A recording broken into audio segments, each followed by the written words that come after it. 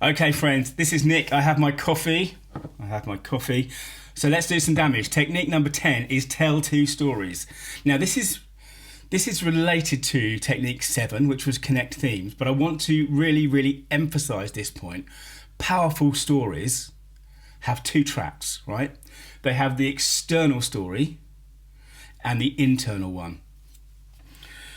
So if you looked at that video 7, I told a story about how just recently my wife and I took our son up north to Leeds, about 4 hours away from here.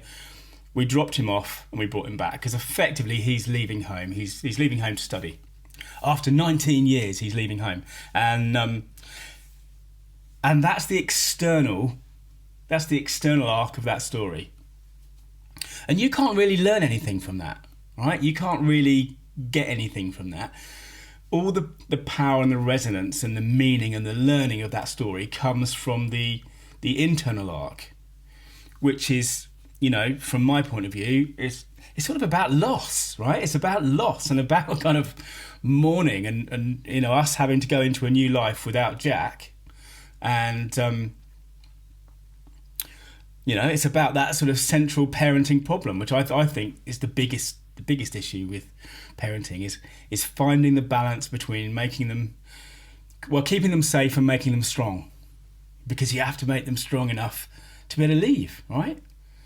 That is a bittersweet thing, but it's that is the substance of the story. That's the underlying arc of the story. So that simple thing is telling two stories, and it needs to be two stories because you want your audience to be able to generalize. Because like I say, I mean, the chances that you are going to, take your particular child to Leeds and drop them off and come back, is fairly remote, right? But the chances that you will one day have to let something go that you love, maybe a child, maybe something else, whatever it is fairly high. So that's why when we're thinking about the stories we're using, whether we're doing personal brand stuff or origin stuff or products and services or even sort of telepathy stories where we're taking an objection and dealing with it through story. If you can think about what the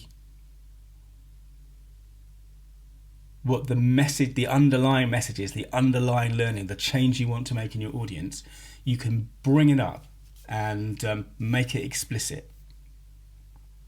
And that's what I did really the other day with the video 7. I brought those things to the surface, those themes and those two tracks, and I was very aware that I was telling two stories. And the reason we do that is because if we're telling two stories properly, our stories work for a much wider audience.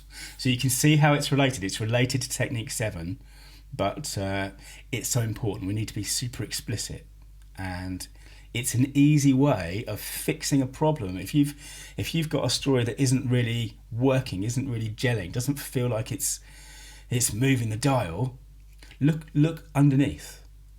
Look underneath and dig down and mine the stuff underneath, mine the second track, because that will make a big difference. That's it. That's technique number 10. See you in the next video.